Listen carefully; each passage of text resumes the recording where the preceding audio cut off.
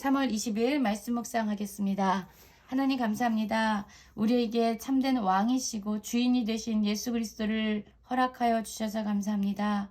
우리가 교회에서 하나님께서 맡겨주신 성도들을 섬기며 함께 믿음 안에서 성장할 때에 내 자신의 욕심에 따라 하지 않게 하시고 오직 하나님의 뜻에 따라 그들을 인도하는 은혜를 주시옵소서. 예수님 이름으로 기도했습니다. 아멘. 오늘의 말씀은 누가복음 20장 1절부터 18절까지의 말씀입니다. 말씀을 함께 살펴보시기 전에 개인적으로 말씀을 꼭 읽으시고 묵상하는 시간 가지시기 바랍니다. 20장 1절입니다. 하루는 예수께서 성전에서 백성을 가르치시며 복음을 전하실세 대제사장들과 서기관들이 장로들과 함께 가까이 와서 말하여 이르되 당신이 무슨 권위로 이런 일을 하는지 이 권위를 준 이가 누구인지 우리에게 말하라 라는 말씀으로 시작하고 있습니다. 그렇습니다. 예수님께서는요 하나님의 뜻을 이루시기 위해서 예루살렘에 입성하셨습니다. 그리고 가장 먼저 하신 일은 바로 성전에 가서 성전을 깨끗하게 정결하게 하는 일이었습니다.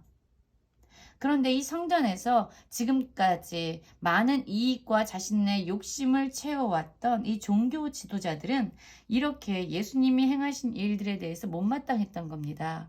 왜냐하면 예수님이 행하시는 일들로 말미암아 그들의 많은 이득과 많은 유익은 사라지게 된 거예요. 그리고 그들의 기득권이 흔들리기 시작한 거죠. 그들은 예수님을 인정할 수가 없었습니다.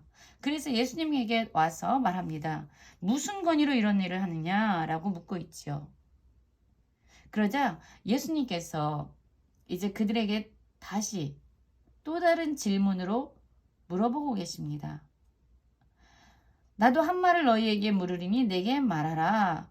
요한의 침례가 하늘로부터냐 사람으로부터냐 라는 질문을 하시죠. 이 질문에 대해서 대답을 하면 내가 어떤 권위로 무슨 권위로 이런 일을 하는지 알려주겠다라는 의미죠.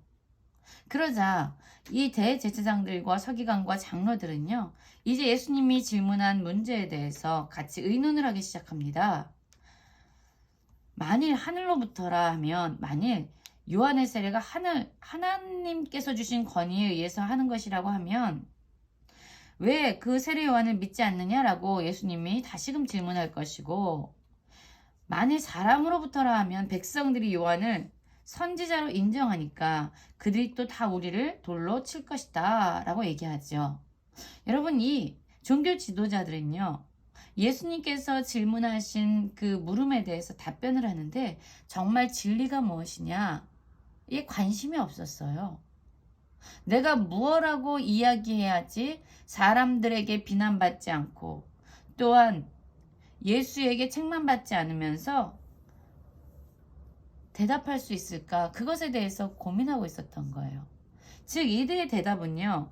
진리가 무엇이냐에 대한 간절한 그러한 해답을 추구하는 것이 아니라 내가 정말로 이 가운데서 얻을 수 있는 이익이 무엇이냐에 집중하고 있었던 겁니다. 그래서 결국 그들의 대답은요. 바로 이거였어요. 대답하되 어디로부터인지 알지 못하노라. 즉 세례 요한이 하나님의 권위에 의해서 하는 건지 아니면 사람들로부터 인기를 얻기 위해서 하는 건지 우리는 알지 못한다 라는 대답을 합니다.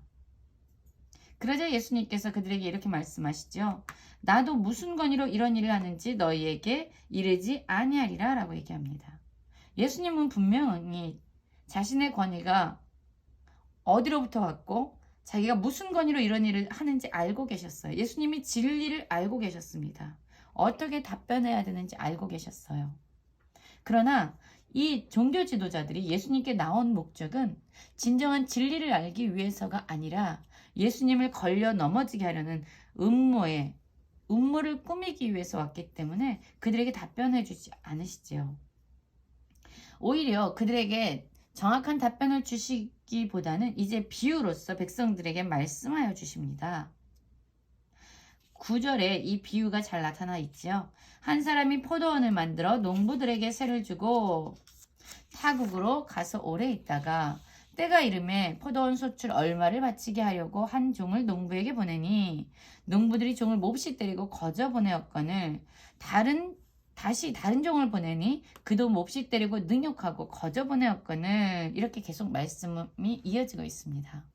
이 비유는 바로 이것입니다. 포도원의 주인은 바로 하나님이세요. 하나님께서 농부들에게 이 포도원을 맡기셨습니다. 바로 하나님께서 세우신 이 종교 지도자들에게요, 이스라엘 백성을 맡기시고 정말로 하나님의 형상으로 이들이 잘 성장하고 성숙되도록 이들에게 맡겨주신 것이죠. 그리고 열매를 기대하신 겁니다.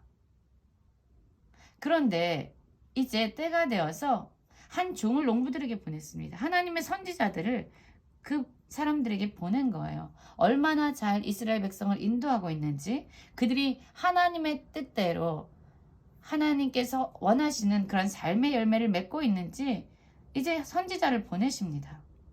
그런데 이 백성들을 이끄는 이 지도자들, 농부들은요, 그 관리를 책임맡고 있는 이 농부들은요, 오히려 하나님께서 보내신 이러한 선지자들, 이 선포하는 말씀에 귀를 막고 오히려 그를 몹시 때리고 거저 보냈습니다. 아무런 결실 없이 아무것도 주지 않고 보냈습니다. 그러자 하나님께서 다시금 종을 보내십니다. 그런데 그를 또다시 때리고 능욕하고 다시 헛걸음하게 그냥 보내는 거죠. 세 번째 종 역시 이러한 동일한 현상을 겪게 됩니다. 이러한 것에 대해서 주인은 너무나도 안타까워했어요. 그래서 이렇게 말합니다. 13절입니다. 포도원 주인이 이르되 어찌할까? 내 사랑하는 아들을 보내리니 그들이 혹 그를 존대하리라 라고 생각하면서 그의 하나밖에 없는 이제 아들 예수 그리스도를 보내십니다. 그런데 어떤 일이 일어납니까? 이 농부들은요, 서로 의논을 합니다. 이는 상속자니 이 포도원을 소유하는 상속자다. 이 포도원이 결국 그에게 갈 것이다. 그러니 그 유산을 우리의 것으로 만들자. 그리고 나서 이 하나밖에 없는 사랑하는 포도원 주인의 아들을 포도원 밖에 내쫓아 죽였습니다. 여러분, 그렇죠. 이 종교 지도자들은요, 자신들이 가지고 있는 이 기득권, 종교 지도자로서 갖게 되는 많은 유익들을 포기하고 싶지 않았습니다. 그래서 결국 예수 그리스도를 십자가에 못 박아 죽이는 그러한 음모를 꾸미게 됐죠. 그리고 자신들이 가지고 있는 이 기득권을 여전히 유지하고 싶었던 겁니다. 이 모든 것에 대해서 포도원 주인은 보고 있었습니다. 어떠한 결과가 일어납니까? 이 포도원 주인이 다시금 와서 그 포도원을 맡겼던 농부들을 진멸하고 포도원을 다른 사람에게 주었다라는 말씀으로 이 비유가 끝나고 있습니다. 그렇습니다, 여러분. 우리에게 하나님께서는 많은 영혼들을 맡겨주셨습니다. 그런데 우리는 혹시 정말로 하나님의 뜻이 무엇이고 이들을 어떻게 세워가야 하는지에 대한 관심은 잊어버리고 이들을 통해서 내가 얻는 유익은 무엇이냐, 이들을 통해서 내가 가지게 되는 권리는 무엇이냐 라고 생각하면서 내가 주인이냐, 내가 그들을 소유한 소유주이냐, 그렇게 살아가고 있진 않습니까? 예수님께서 17절에 계속 이렇게 말씀하시죠. 기록된 바 건축자의 버린 돌이 모퉁이의 머릿돌이 되었느니라. 그렇습니다. 예수님은 사람들에 의해서 철저하게 버림받으시고 심지어 십자가에 처형을 당하시지요. 건축자들의 버린 돌같이 여김을 받게 됩니다. 그러나 하나님께서는 예수님을 다시금 일으키셔서 그를 모퉁이의 머릿돌이 되게 합니다.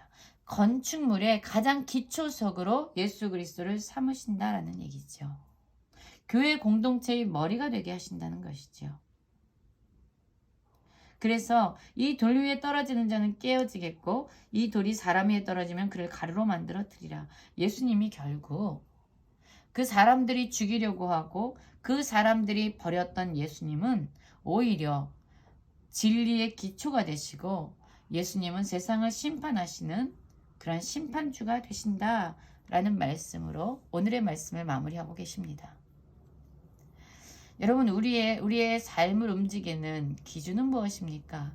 우리는 정말로 진리가 무엇인지 진리를 찾아 진리를 추구하며 살아가고 있습니까?